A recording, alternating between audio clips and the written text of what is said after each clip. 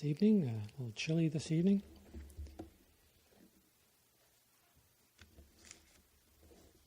So I'd like to speak tonight about cultivating godly contentment. Maybe as we enter the Christmas season, the world tells us of many things that we should get contentment from. But we want to look at the Word of God and see what it says. So we're going to read some passages, and the first one is in 1 Timothy chapter 6. 1 Timothy chapter 6.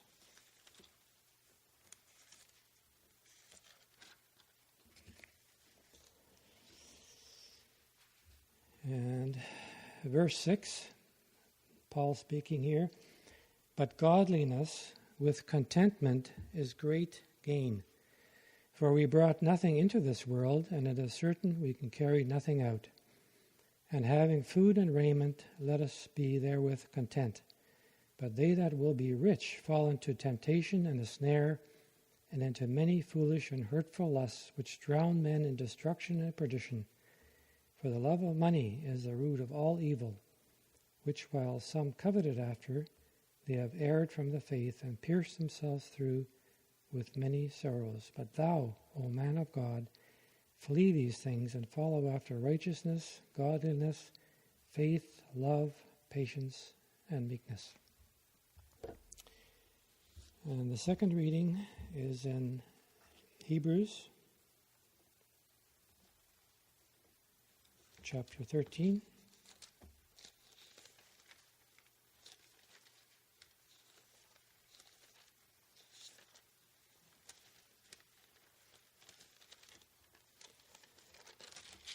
Hebrews 13 and verse 5.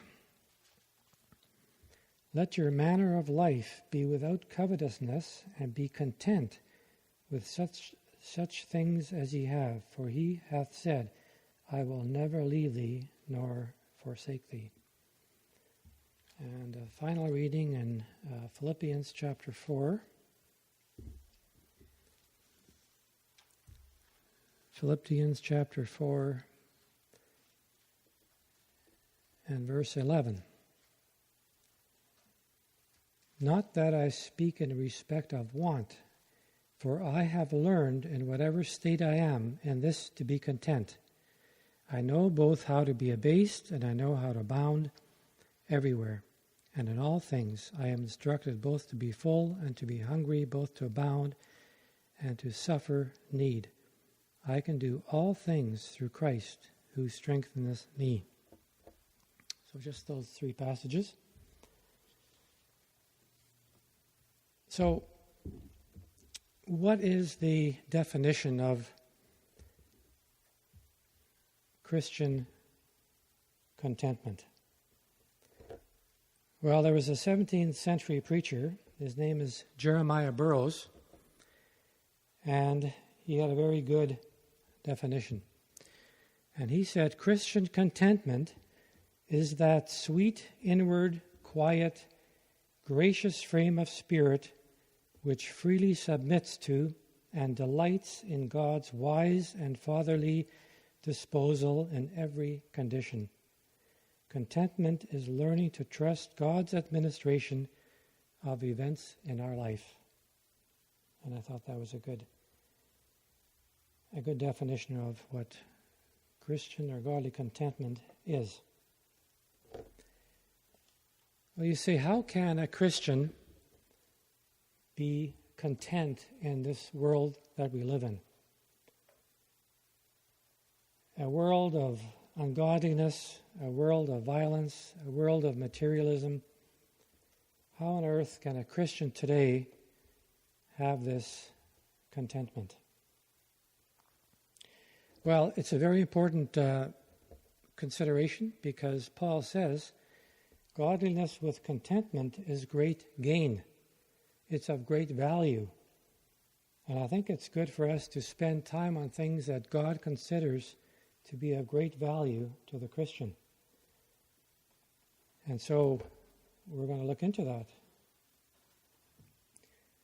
And so how can we be content? Well, I think the first thing that we need to do is to have a proper perspective of things. And how do we get a proper perspective? Well, I'll give an example how we can get a perspective. There was a Jewish man in Hungary, and I think this was a true story, and this man complained to his rabbi. He said, "Rabbi," he said, "life is unbearable. There's 9 of us living in one room. What can I do? We're all miserable." And the rabbi said, one sentence. He says, "Take a goat with you into the room." This guy couldn't figure out what the rabbi was saying. But he thought, well, the rabbi should know what he's doing, so he took a goat into that room. So now there's 9 people and a goat. So, and the rabbi says, "In a week, come back." So in a week, the man came back. He was more upset than ever. He says, "I can't stand it." He said, "Now there's 9 people in the room and this stinky, smelly, filthy goat." He said, "I can't take it." The rabbi said, "Okay, go home and take the goat out of the room and come back in a week." So the man did that. He took the goat out, came back in a week. And he said, "Rabbi," he says, "life is beautiful."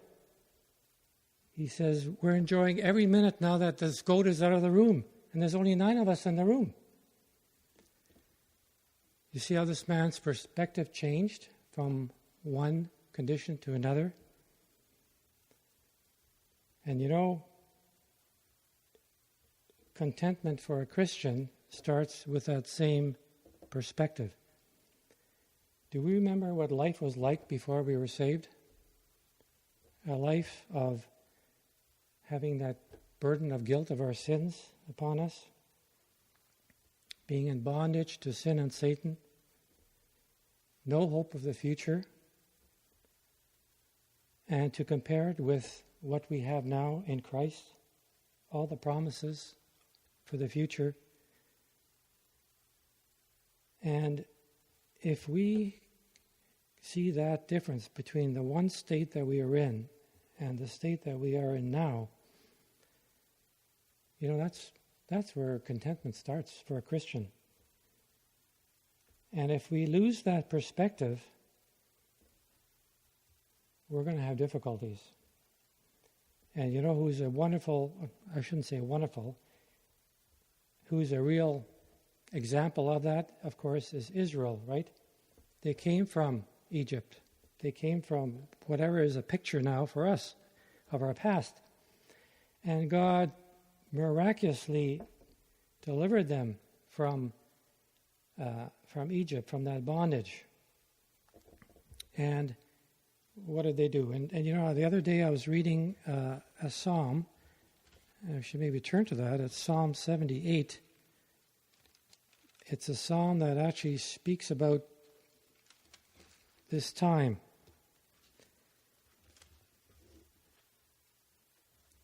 And it's a psalm of this experience that Israel had, coming out of Egypt and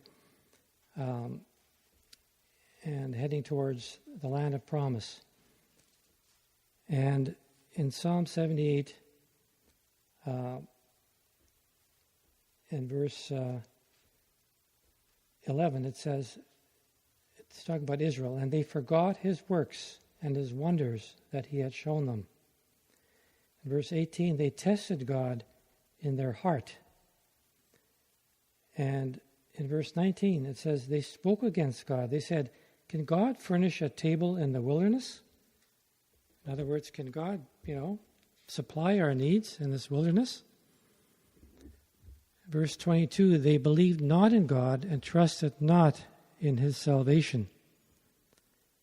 And verse 33, "Therefore their days he consumed in vanity and their years in trouble." That was the problem, that Israel They did not see the perspective of where they came from and where God was delivering them to. And it's interesting when you read Deuteronomy 1, verse 2, it says there that it takes from where Israel started at Mount Seir to go to the edge of the promised land, which was Kadesh Barnea, which is apparently today Petra. That distance should take 11 days. Should ask the young kids here, how long did it take for Israel to get to the promised land? It wasn't 11 days, was it? It wasn't even a year. It was 40 years. 11 days it could have taken them. It took them 40 years. And that's what happens. And you know, there's another verse in the Bible that says that for 40 years God was angry with them. Isn't that sad? Because they murmured, they complained, they were not content. Even though God had miraculously delivered them and was leading them, you know, it says their clothes never got old. Their shoes never got old. For 40 years. That's amazing. And God provided, and we read in what Paul said, that having food and clothing, be content. They had that. God provided that for them. But they did not show contentment because they did not keep their life before and their life after in perspective. And so that's the first thing, that we need to have a proper perspective. And then the next thing is we need to be satisfied with what we have, with what God has given us. Now, the whole world system that we're in is geared up to tell us that we should not be satisfied with what we have, that we need a newer car, a bigger house, more stylish clothes. That's just the way it is. You look at all the advertisements out there, that's everything that it tells us. And this world is driven by that, and most people are driven by that. And we're often sucked into that current as well, and we're pulled along with it. Again, Paul said, if we have food and clothing, that's enough. He doesn't even mention cars or transportation or houses, but you know, we need some of those things, and God knows we need some of those things. The Lord didn't have a house. He didn't have even a donkey to ride on of his own. He had food and clothing, and he was content with that. Paul, too. We don't ever read of Paul having a house or transportation. He had food and clothing, and even that he didn't have sometimes. And so, yet he knew that God provided for him, and he trusted in God to do that. And so, we need to be careful that we are satisfied with what we have. Sometimes I watch those shows, Shark Tank and Dragon's Den, because I like to see some of these inventions that people come up with. And but you know, especially when you watch the American version, the Shark's Tank. What all these people will tell you is they want to be successful. They want to live the American dream. And what's the American dream? Is to be wealthy and have fame. That's the American dream. That's what they all say. It's just amazing. So that's what the world wants us to think as well. But Paul says, you know, we can take none of that with us. We were born with nothing. We're going to leave with nothing. Acquiring things is not a way to make us happy. And the American Constitution says we are entitled to the preservation of life, liberty, and the pursuit of happiness. And that's a good question. Is happiness the same as contentment, godly contentment? That's an interesting question. And to me, it seems that happiness is more dependent on our circumstances. If things are going well, we tend to be happy. If things are not going well, we're not happy, we're sad. And that's kind of seen in that picture that we have in 1 Kings 10 verse 8, where it's in the reign of Solomon, right? And things were going well. The country was at peace. There was wealth everywhere. The Bible says that silver was considered of no or little value. It was only gold because there was so much of it. And remember that the Queen of Sheba, and I learned something about the Queen of Sheba the other day too, that she was the queen of Saba, or the Sabaeans, which is Yemen today. I didn't know that. That's the country with Yemen today, and unfortunately not doing very well today. Lots of war and famine there. Anyways, the Queen of Sheba, she came to visit Solomon, and she saw Solomon's wisdom. She saw his riches, the things people were learning. Those were good times of peace. And she said to Solomon, she says, "Happy are the men that serve under you. Happy are the people in your kingdom." And so it seems to me that happiness, though, is not really what the Bible is talking about here when it's talking about this kind of contentment.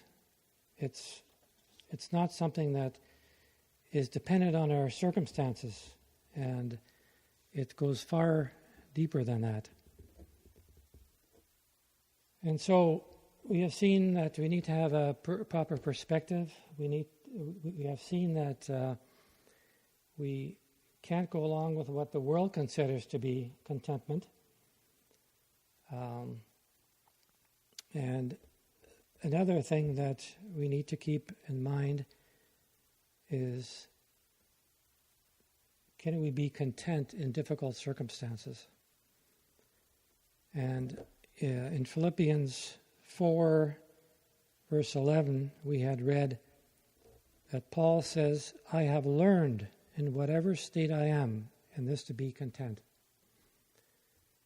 So this is a learning process. This is learning through difficult times that God allows us to have. And nobody had more difficult circumstances than Paul. Somebody once said, "It's easy to be captain in a calm sea." And so, if everything's going well, it's easy to kind of float along and not have to worry about things. But what about in the storms, when the storms come?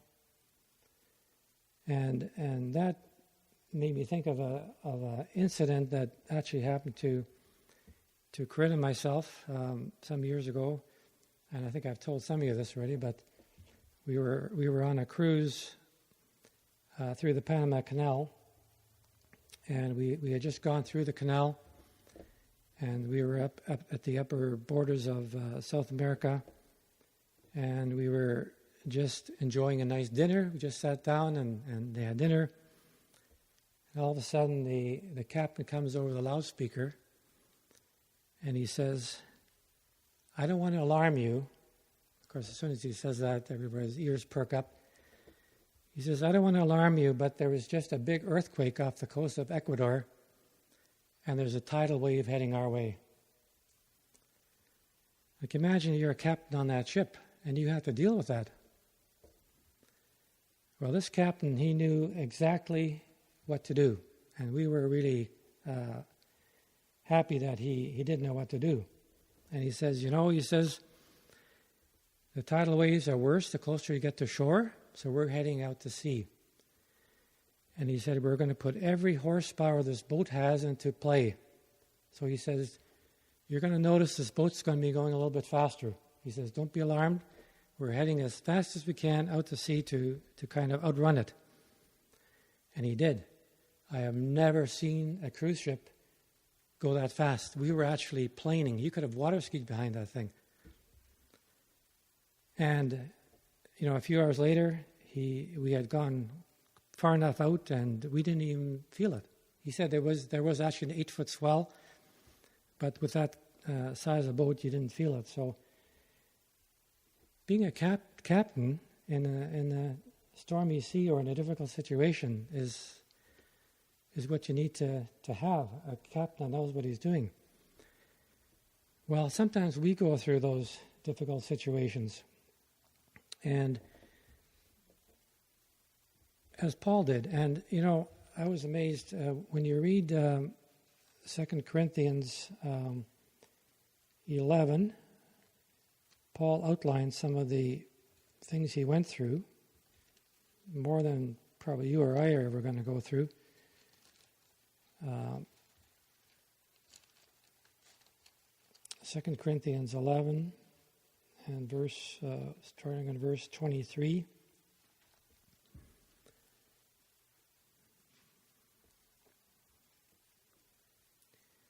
2 Corinthians 11, verse 23, in the middle of the verse, he says, I am more in labors more abundant, in stripes above measure, in prisons more frequently, in deaths often. Of the Jews 5 times received I 40 stripes, save one. Thrice was I beaten with rods, once was I stoned, twice I suffered shipwreck.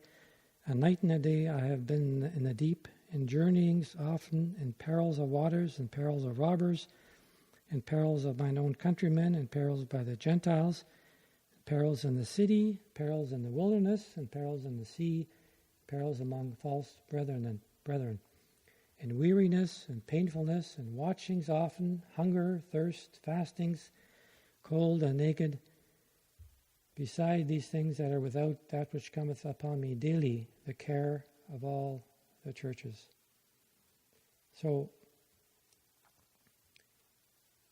the Apostle Paul went through so many difficult circumstances, but you know what? He learned from them. He learned some important lessons from them. He learned to trust in God. One thing he found out, that whether he was in prison, whether he was in a massive storm at sea, the Lord was with him all the time and strengthened him through these difficult times. And so God brings us these circumstances into our lives for different reasons. And sometimes he brings things into our life for correction, something in our life that needs to be corrected. And so when we enter some of these difficult circumstances, sometimes it's a time for introspection, to look at ourselves. Is there something in my life that God is dealing with that I need to deal with as well? We know that happened in the life of Jonah, right? He was disobedient to the Lord, and God sent a storm to Jonah. And Jonah knew. He knew. He didn't have to search his heart very, very long, because he knew right away that this storm was because he had disobeyed God. And sometimes we have disobeyed God, and God sends a storm into our life. So when these difficult circumstances come, we have to ask ourselves, is there something in my life that is the cause of this?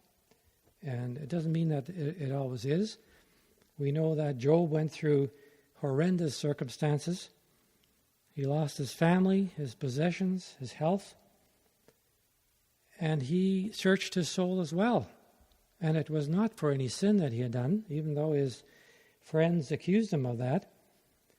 Job knew that this was not from any sin that he had done. And he said, there's 2 things I'm going to hold on to, my integrity and my faith in God. And he knew that God was testing him, because he mentions in Job 23:10 that God was testing him and refining him. And he said, when God has finished, I'm going to come forth as gold. And God often wants to refine us, to have us learn things about him and trust him during these times. And sometimes things happen in our life that throws our whole life upside down, just like they did to Job. We don't know which end is up. And I had that experience once in a physical sense, and it was quite the experience. And I was working on, we had a cottage at Bird Lake, and I was working on the dock underwater, upside down. I was trying to put this bolt in, and a gush of ice cold water went into my ear. Now, I don't want you kids to try this, but if you take a syringe and squirt ice cold water into somebody's ear, you'll start this process. The whole, everything spins around, and you don't know which is up or down. And I was able to get out of the water, and I hung on to the dock, and I thought that I was going to fall off because everything was spinning around. And I knew, though, that dock was on a rock cribbing, and it was not going to move. And so even if I felt like I was falling off, if I hung on to that, I was going to be okay. And that's the way it is sometimes, and I think that's what Job did. He mentions the rock that he hung on to during those times when his whole world was going upside down. And sometimes it's like a jigsaw puzzle too, right? I don't know if you kids do jigsaw puzzles, but when I was your age, I did a lot of jigsaw puzzles. And I used to have two puzzles that I would do. One was a puzzle about, I think it was about 280 or 300 pieces, and it was, I think, of these pirates, very colorful, beautiful picture with a big sailing ship in the background. And the other one was about 500 pieces. It was a picture of the Via Rail train going through the Rockies with the mountains and the forest and the lake. And when I first did them, it took me a long time. And because there's pieces there that I would say for sure were not in this puzzle. I didn't know where they went. But I did those puzzles many, many times, and I finally got to the point where when I came home from school around 4 o'clock until when my dad came home for supper around 6, I could do both those puzzles in 2 hours. The pieces, I knew exactly where they went. But sometimes, it's like our situations we're in, there's things there that don't seem to make sense. And that actually happened to me this last month. Things happened to me that I still don't understand. I was going to go out hunting, and my truck started to act up. It started to misfire. So I had to take it in, and it took about a week and a half to get that sorted out. And so I figured, okay, well, now it's ready to go. I'm gonna head out again. I was all packed up, and I got 1 block from our house, and boom, this lady came out ran through a stop sign and hit the back of my truck and spun me around, and back home I go. That's the second time. So I wanted to go again, but I kind of prayed, maybe there's something I should know here that maybe I shouldn't be going hunting. I don't know. But I didn't receive any urgings to the contrary, and I did go. And the very next week, I was only out 10 minutes. I got my buck, and I was home. And I don't know, what the reason for these things was. I do know there is a reason. It's one of those pieces of the puzzle that I haven't figured out yet. But nothing happens without a reason. And someday I'm going to know what that reason is. And we know that some things are never resolved in our lifetime. Abraham too, he wandered his whole life in the land that God was going to give him. He never took ownership of it. But he knew God was working to achieve his purposes. And so it's like that song, further along we'll know more about it. Further along we'll understand why. And we have to wait sometimes until we're with the Lord to know how some of these things are going to work out. But the thing that Job learned, the thing that Paul learned here through was in whatever circumstance he was in, is to be content. And the only reason he could be content through all these awful things he suffered is that he knew that God was there with him and that God had a plan for him and God was going to work it out in the best way for him. And Paul rested in that and he was content in that. And that's a wonderful thing for us to do as well. And the other thing that I want to mention that can happen to us is that we can't be complacent about it. It's something that we have to keep in our minds our whole life. We can't back off on that. And there's a warning there that we had read about the dangers of falling into a different type of contentment when we are wealthy and when things are going well. And Paul said that beware, don't let riches control you. Many people in the Bible who are godly people were wealthy, but they always kept their dependence on God. I'm thinking of Solomon. And Solomon, he started out well. He was fortunate. He had a godly father, David. And we read that David taught Solomon about the Lord and to rely on the Lord. And so he had a wonderful start. And the early part of Solomon's life was wonderful, wasn't it? God asked him whatever he wanted, he could ask for. And God said, if you would have asked for riches, I would have given you that. If you would have asked for fame, I would have given you that. But Solomon had a good heart at that point, and he knew he was going to be a leader of God's people, and he wanted wisdom to be able to lead the people in the right way. And so that was an honorable thing. And God honored him for that. And God gave him not only wisdom, the greatest wisdom that probably anybody had at that time, but he also gave him a wealth and he gave him honor. And sadly, we read later on when Solomon was absolutely super wealthy, that he began to drift away from that reliance upon God. He started making stables for chariot horses. I think he had 10,000 chariot horses and chariots.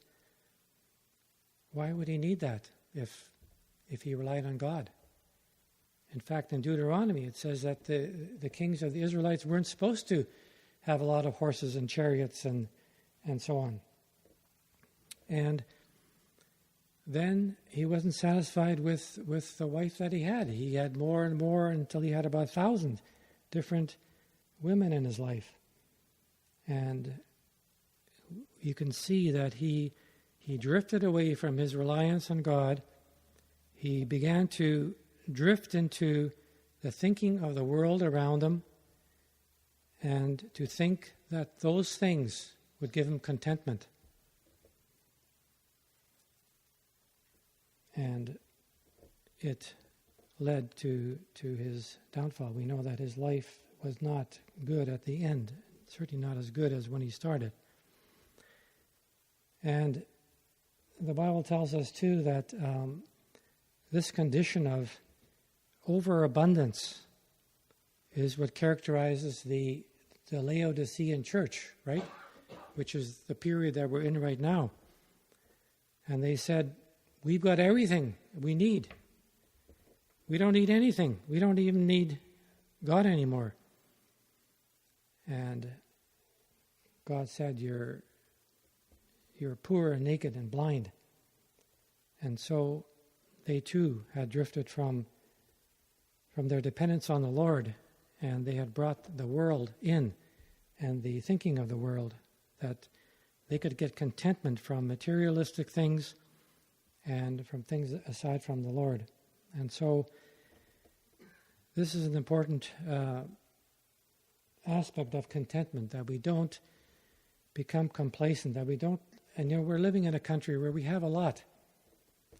And we're living in this country where the focus is on materialism and getting more and more and more things, that will provide happiness. And we need to keep reminding ourselves that if Solomon, with all his wisdom, fell into that trap, we can fall into that trap as well. And so we've looked at how we can cultivate godly contentment, that it begins with a proper perspective. We have to remember where we came from and where we are now, and the amazing difference between those two states. And that alone should give us some measure of contentment. We need to be satisfied with what God has given us, to not keep looking for more and more and more, and to be content in the place that God has put us. We can seek a place that God has not placed us in, and we won't be content in that. We'll only be content where God has put us, where we can be of maximum use for Him. And then we've learned that, as Paul could say, that learning about how to be content is an ongoing process, and through circumstances that God puts in our lives, we will learn how to be more and more content, because we realize that the Lord is leading us into these things. The Lord is leading us through these things, and He's showing us His strength, His love, and His will for us if we allow Him to. And He showed that in Paul's life, and He will show that in our life. And so these things are of great value if we can cultivate godly contentment. There's nothing worse than having a Christian who is always griping and complaining, and who's never content. That was the state of Israel, and God was very, very displeased with him. And it's a very poor testimony. And I got to talk to myself, because I tend to sometimes gripe about a lot of things, and about this country and things that are happening, and it's some things kind of get you. But we really have to get over that and consider what we've been talking about here, cultivating godly contentment, and to be thankful, to be content in that which God has given us. And I like that last verse of that song that we had sung. Leave to His sovereign sway, to choose and to command. So shalt thou wondering own His way. How wise, how strong His hand. So the Lord wants the best for us. He wants us to be content, and if we follow His word and what Paul has experienced and has passed on to us, we can have that contentment. Shall we pray?